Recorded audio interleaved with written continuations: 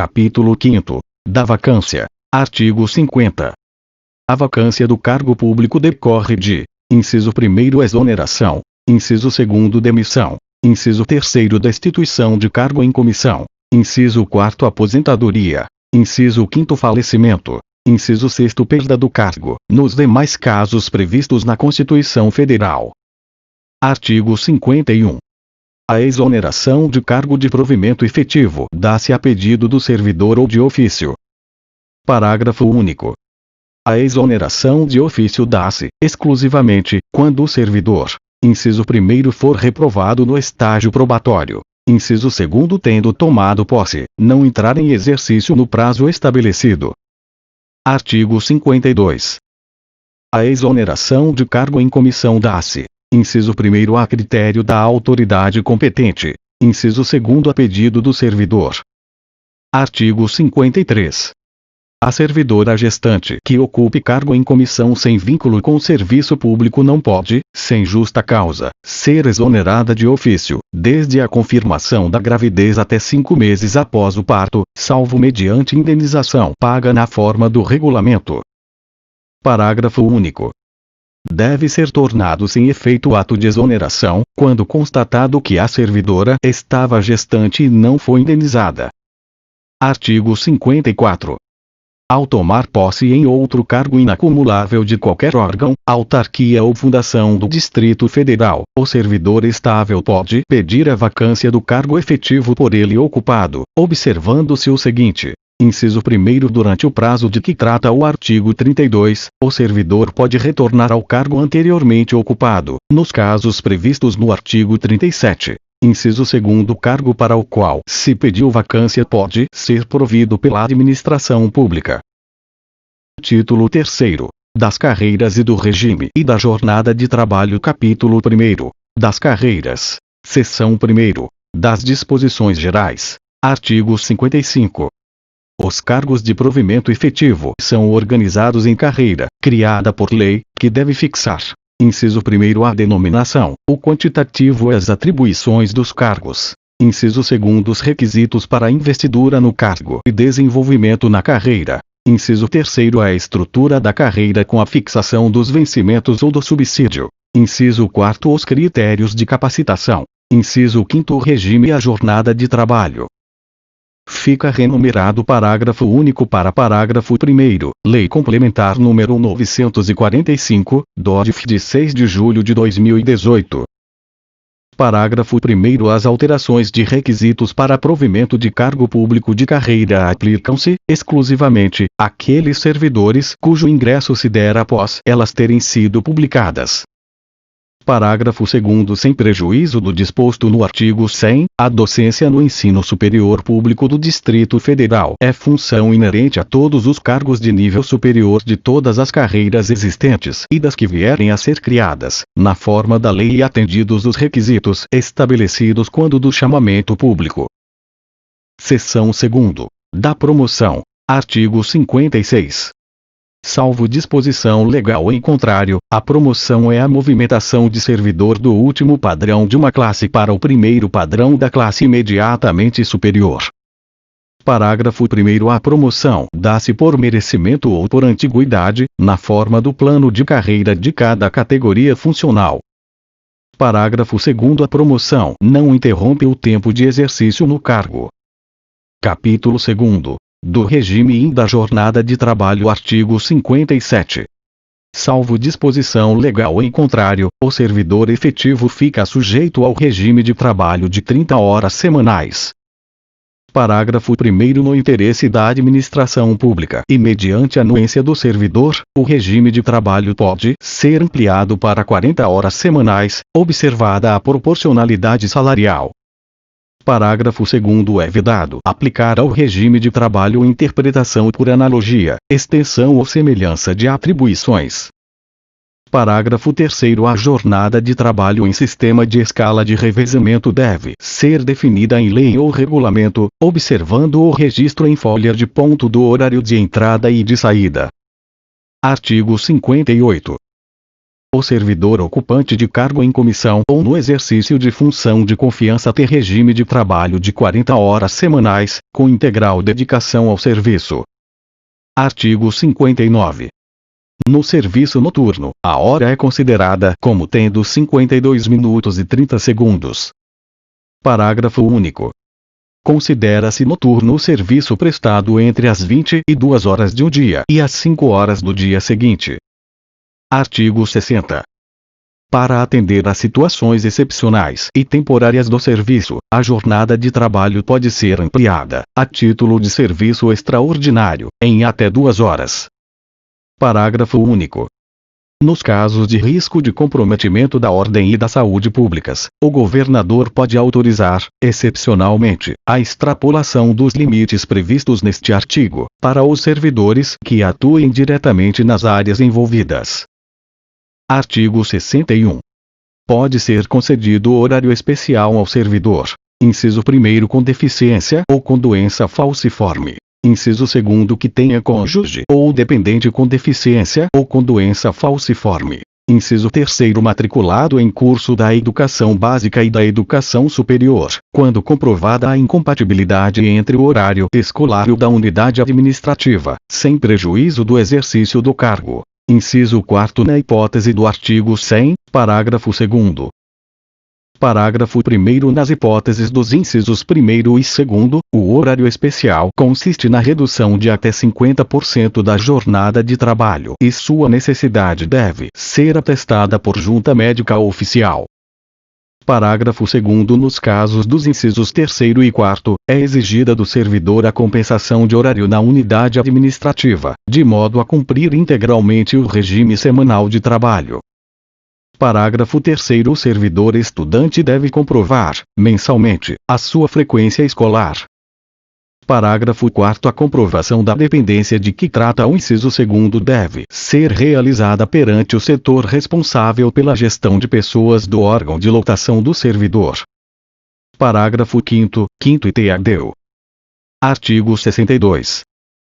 Sem prejuízo da remuneração ou subsídio, o servidor pode ausentar-se do serviço, mediante comunicação prévia à chefia imediata. Inciso 1º por um dia para a. Doar sangue. b. Realizar, uma vez por ano, exames médicos preventivos ou periódicos voltados ao controle de câncer de próstata, de mama ou do colo de útero. Inciso 2º por até 2 dias, para se alistar como eleitor ou requerer transferência do domicílio eleitoral. Inciso 3º por 8 dias consecutivos, incluído o dia da ocorrência, em razão de a. Casamento. b. Falecimento do cônjuge, companheiro, parceiro homoafetivo, pai, mãe, padrasto, madrasta, filho, irmão, enteado ou menor sob guarda ou tutela.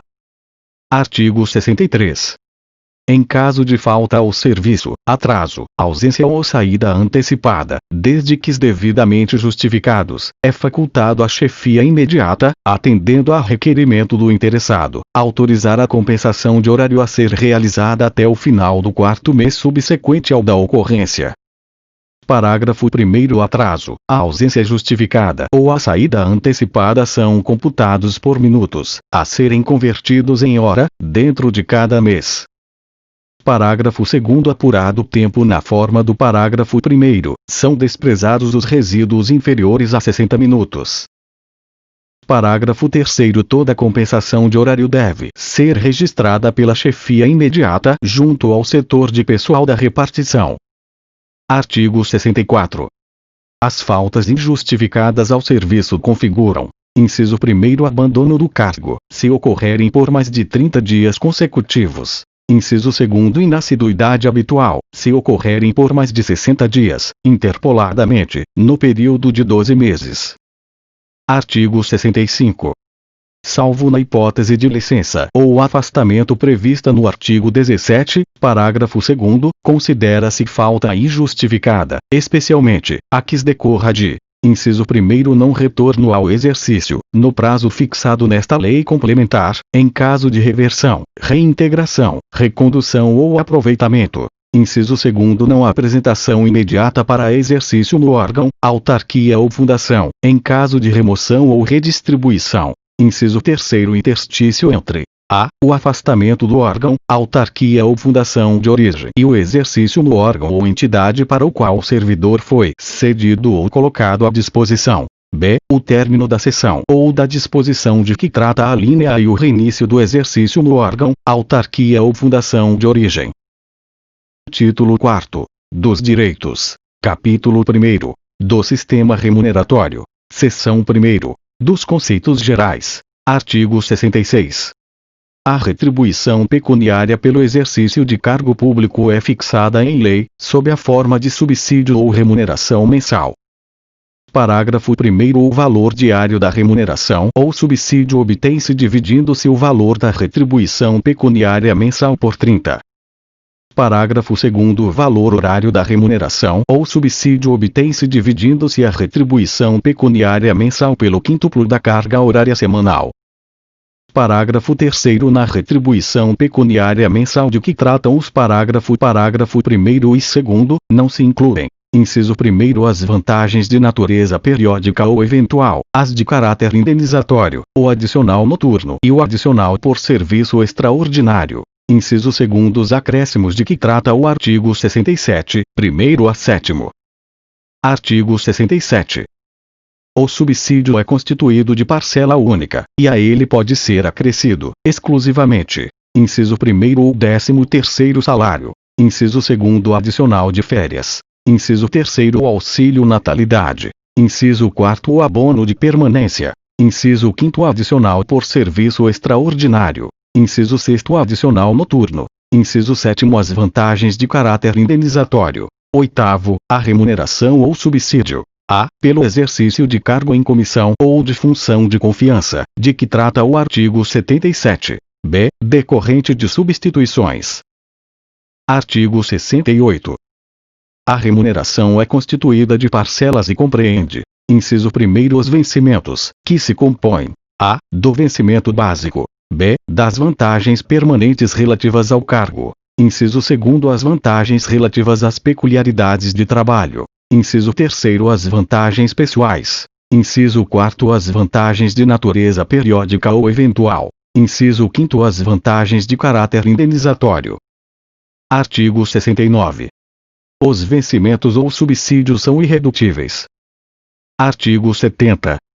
A remuneração ou o subsídio dos ocupantes de cargos e funções públicos da administração direta, autárquica e fundacional, incluídos os cargos preenchidos por mandato eletivo, e os proventos, as pensões ou outra espécie remuneratória, percebidos cumulativamente ou não, incluídas as vantagens pessoais ou de qualquer outra natureza, não podem exceder o subsídio mensal, em espécie, dos desembargadores do Tribunal de Justiça do Distrito Federal e Territórios. Parágrafo 1º. O valor do teto de remuneração ou subsídio deve ser publicado no Diário Oficial do Distrito Federal pelo Poder Executivo sempre que se alterar o subsídio dos desembargadores do Tribunal de Justiça do Distrito Federal e Territórios. Parágrafo 2º. Excluem-se do valor do teto de remuneração o 13º salário, o adiantamento de férias, o adicional de férias, o auxílio natalidade, o auxílio pré-escolar e as vantagens de caráter indenizatório. Seção 2º. Do vencimento básico e do subsídio. Artigo 71. O vencimento básico é fixado por padrão na tabela de remuneração da carreira. Artigo 72. Na fixação do subsídio ou dos padrões do vencimento básico e das demais parcelas do sistema remuneratório, devem ser observados: inciso 1º, a natureza, o grau de responsabilidade e a complexidade dos cargos componentes de cada carreira; inciso 2º, os requisitos para a investidura; inciso 3º, as peculiaridades dos cargos. Artigo 73. O subsídio ou vencimento básico inicial da carreira não pode ser inferior ao salário mínimo. Parágrafo 1º. O valor do subsídio ou do vencimento básico deve ser complementado, sempre que ficar abaixo do salário mínimo. Parágrafo 2º. Sobre o valor da complementação de que trata o parágrafo 1º, devem incidir as parcelas da remuneração que incidem sobre o vencimento básico. Seção 3ª. Das vantagens. Artigo 74. Além do vencimento básico, podem ser pagas ao servidor, como vantagens, as seguintes parcelas remuneratórias. Inciso 1º, gratificações. Inciso 2º, adicionais. Inciso 3º, abonos. Inciso 4º, indenizações. Parágrafo 1º. As gratificações e os adicionais incorporam-se ao vencimento, nos casos e nas condições indicados em lei. Parágrafo 2º. As indenizações não se incorporam ao vencimento ou provento para qualquer efeito. Artigo 75.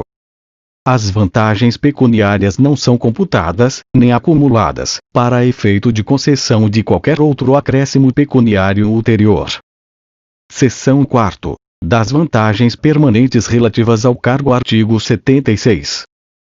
As vantagens permanentes relativas ao cargo, criadas por lei, compreendem as gratificações e os adicionais vinculados aos cargos de carreira ou ao seu exercício. Seção 5ª.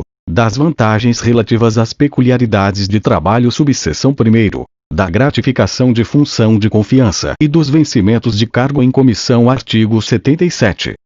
Sem prejuízo da remuneração ou subsídio do cargo efetivo, o servidor faz jus. Inciso 1º ao valor integral da função de confiança para a qual foi designado. Inciso 2º a 80% dos vencimentos ou subsídio do cargo em comissão por ele exercido, salvo disposição legal em contrário.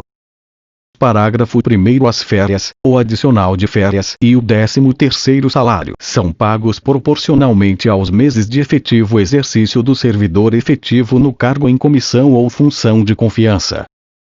Parágrafo 2º. O servidor efetivo pode optar pelo valor integral do cargo em comissão, hipótese em que não pode perceber o subsídio ou a remuneração do cargo efetivo. Artigo 78. O disposto no artigo 77 aplica-se ao servidor ou empregado requisitado de qualquer órgão ou entidade dos poderes do Distrito Federal, da União, de Estado ou município. Subseção 2ª. Dos adicionais de insalubridade e de periculosidade. Artigo 79. O servidor que trabalha com habitualidade em locais insalubres ou em contato permanente com substâncias tóxicas, radioativas ou com risco de vida faz jus a um adicional de insalubridade ou de periculosidade. Parágrafo 1º. O servidor que fizer jus aos adicionais de insalubridade e de periculosidade tem de optar por um deles. Parágrafo 2º. O direito ao adicional de insalubridade ou periculosidade cessa com a eliminação das condições ou dos riscos que deram causa à sua concessão. Artigo 80. Deve haver permanente controle da atividade de servidores em operações ou locais considerados insalubres ou perigosos. Parágrafo único. A servidora gestante ou lactante, enquanto durar a gestação e a lactação, deve exercer suas atividades em local salubre e em serviço não perigoso. Artigo 81. Na concessão dos adicionais de insalubridade ou de periculosidade, devem ser observadas as situações estabelecidas em legislação específica. Artigo 82. Os locais de trabalho e os servidores que operam com raios 10 ou substâncias radioativas devem ser mantidos sob controle permanente, de modo que as doses de radiação ionizante não ultrapassem o nível máximo previsto na legislação própria. Parágrafo único. Os servidores a que se refere este artigo devem ser submetidos a exames médicos a cada 6 meses. Artigo 83. O adicional de insalubridade ou de periculosidade é devido nos termos das normas legais e regulamentares pertinentes aos trabalhadores em geral, observados os percentuais seguintes: incidente sobre o vencimento básico. Inciso 1º 5, 10, ou 20%, no caso de insalubridade nos graus mínimo, médio ou máximo, respectivamente. Nova redação dada ao inciso 2º do artigo 83 pela Lei Complementar nº 956, de 20 de dezembro de 2019, DODF de 23 de dezembro de 2019. Inciso 2º 10%, no caso de periculosidade, salvo no caso da carreira de execução penal, disciplinada pela Lei nº 3.669, de 13 de setembro de 2005, que é de 20%.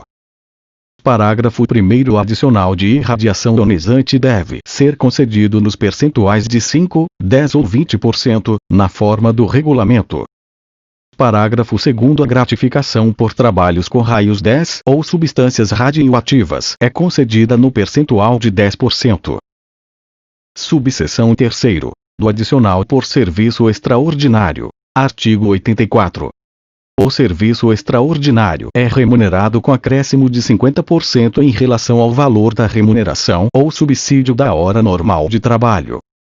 Subseção 4º. Do adicional noturno. Artigo 85. O serviço noturno a que se refere o artigo 59 é remunerado com acréscimo de 25% sobre o valor da remuneração ou subsídio da hora trabalhada. Parágrafo único. O adicional noturno incide sobre o adicional de serviço extraordinário. Seção 6º. Das vantagens pessoais. Subseção 1º. Das disposições gerais. Artigo 86. Consideram-se pessoais as parcelas da remuneração que dependam da situação individual de cada servidor perante a administração pública. Artigo 87. As vantagens pessoais, uma vez adquiridas, incorporam-se à remuneração. Subseção 2º. Do adicional por tempo de serviço. Artigo 88.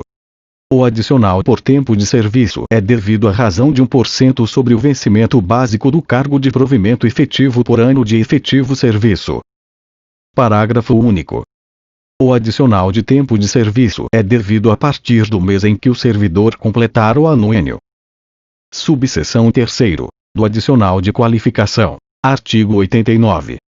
O adicional de qualificação, instituído por lei específica, destina-se a remunerar a melhoria na capacitação para o exercício do cargo efetivo. Parágrafo único. Os conteúdos dos cursos de qualificação devem guardar pertinência com as atribuições do cargo efetivo ou da unidade de lotação e exercício. Subseção 4º. Das vantagens pessoais nominalmente identificáveis. Artigo 90. As vantagens pessoais nominalmente identificáveis são definidas em lei ou reconhecidas em decisão judicial. Parágrafo único. 5º item. Seção 7ª. Das vantagens periódicas. Subseção 1º. Do adicional de férias. Artigo 91. Independentemente de solicitação, é pago ao servidor, por ocasião das férias, um adicional correspondente a 1/3 da remuneração ou subsídio do mês em que as férias forem iniciadas. Parágrafo 1º. No caso de o servidor efetivo exercer função de confiança ou cargo em comissão, a respectiva vantagem é considerada no cálculo do adicional de que trata este artigo, observada a proporcionalidade de que trata o artigo 121, parágrafo 1º. Parágrafo 2º. O adicional de férias incide sobre o valor do abono pecuniário. Parágrafo 3º. A base para o cálculo do adicional de férias não pode ser superior ao teto de remuneração ou subsídio, salvo em relação ao abono pecuniário. Subseção 2º. Do 13º salário. Artigo 92. O 13º salário, observado o disposto no artigo 66, parágrafo 3º, corresponde à retribuição pecuniária do mês em que é devido, à razão de 1/12 por mês de exercício nos 12 meses anteriores. Parágrafo 1º. A fração superior a 14 dias é considerada como um mês integral. Parágrafo 2º. 13º salário é devido sobre a parcela da retribuição pecuniária percebida por servidor efetivo pelo exercício de função de confiança ou cargo em comissão, observada a proporcionalidade de que trata este artigo e o artigo 121, parágrafo 1º. Artigo 93. O 13º salário é pago, inciso 1º, no mês de aniversário do servidor ocupante de cargo de provimento efetivo, incluído o requisitado da administração direta, autárquica ou fundacional de qualquer poder do Distrito Federal, da União, de Estado ou município. Inciso 2º, até o dia 20 do mês de dezembro de cada ano, para os servidores não contemplados no inciso 1º. Parágrafo 1º. No mês de dezembro, o servidor efetivo faz jus a eventuais diferenças entre o valor pago como 13º salário e a remuneração devida nesse mês. Parágrafo 2º. O Poder Executivo e os órgãos do Poder Legislativo podem alterar a data de pagamento do 13º salário, desde que ele seja efetivado até o dia 20 de dezembro de cada ano. Artigo 94. Ao servidor demitido, exonerado ou que entre em licença sem remuneração, é devido o 13º salário, proporcionalmente aos meses de exercício, calculado sobre o subsídio ou a remuneração do mês em que ocorrer o evento. Parágrafo único. Se o servidor reassumir o cargo, o 13º salário deve ser pago proporcionalmente aos meses de exercício após a reassunção. Artigo 95. O 13º salário não pode, inciso 1º, ser considerado para cálculo de qualquer outra vantagem. Inciso 2º, ser superior ao valor do teto de remuneração a que o servidor está submetido. Seção VI. Das vantagens eventuais. Subseção 1º. Do auxílio natalidade. Artigo 96. O auxílio natalidade é devido à servidora efetiva por motivo de nascimento de filho, em quantia equivalente a um menor vencimento básico do serviço público distrital, inclusive no caso de natimorto. Parágrafo 1º. Na hipótese de parto múltiplo, o valor deve ser acrescido de 50% por nascituro.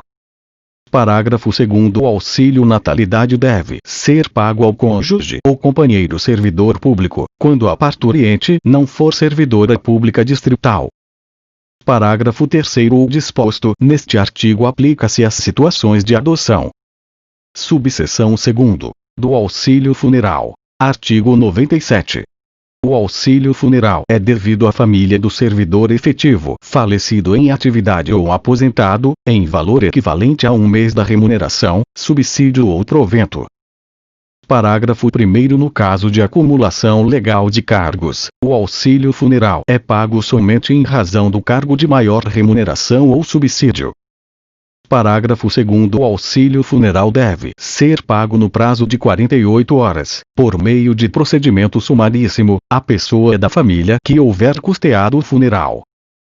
Parágrafo 3º. No caso de servidor aposentado, o auxílio funeral é pago pelo regime próprio de previdência social, mediante ressarcimento dos valores pelo Tesouro do Distrito Federal. Artigo 98. O terceiro que custear o funeral tem direito de ser indenizado, não podendo a indenização superar o valor de um mês da remuneração, subsídio ou provento.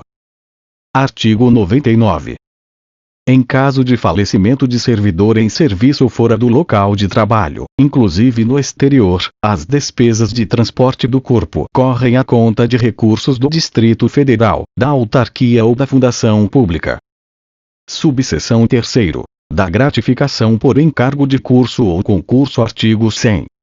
A gratificação por encargo de curso ou concurso é devida ao servidor estável que, em caráter eventual, inciso 1º, atuar como instrutor em curso de formação, de desenvolvimento ou de treinamento regularmente instituído nos poderes executivo ou legislativo. Inciso 2º, participar de banca examinadora ou de comissão de concurso para a. Exames orais. B. Análise de currículo. C. Correção de provas discursivas. D. Elaboração de questões de provas. E. Julgamento de recursos interpostos por candidatos. Inciso 3º, participar da logística de preparação e de realização de concurso público envolvendo atividades de planejamento, coordenação, supervisão, execução e avaliação de resultado, quando tais atividades não estiverem incluídas entre as suas atribuições permanentes.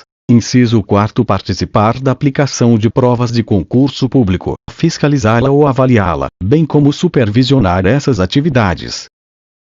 Parágrafo 1º. Os critérios de concessão e os limites da gratificação para as atividades de que trata este artigo são fixados em regulamento, observados os seguintes parâmetros. Inciso 1º. O valor da gratificação deve ser calculado em horas, observadas a natureza e a complexidade da atividade exercida. Inciso 2º. O período de trabalho nas atividades de que trata este artigo não pode exceder as 120 horas anuais ou, quando devidamente justificado e previamente autorizado pela autoridade máxima do órgão, autarquia ou fundação, a 240 horas anuais. Inciso 3º, o valor máximo da hora trabalhada corresponde aos seguintes percentuais, incidente sobre o maior vencimento básico da tabela de remuneração ou subsídio do servidor. A. 2/2 e 2/10%, em se tratando de atividades previstas nos incisos 1º e 2º do caput. B. 1/2 e 2/10%, em se tratando de atividade prevista nos incisos 3º e 4º do caput.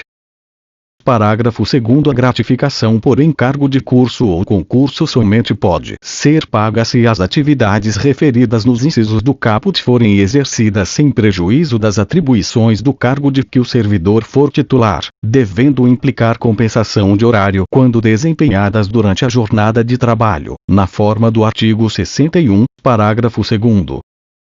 Parágrafo 3º. A gratificação por encargo de curso ou concurso não se incorpora à remuneração do servidor para qualquer efeito e não pode ser utilizada como base para cálculo de qualquer outra vantagem, nem para fins de cálculo dos proventos de aposentadoria ou das pensões.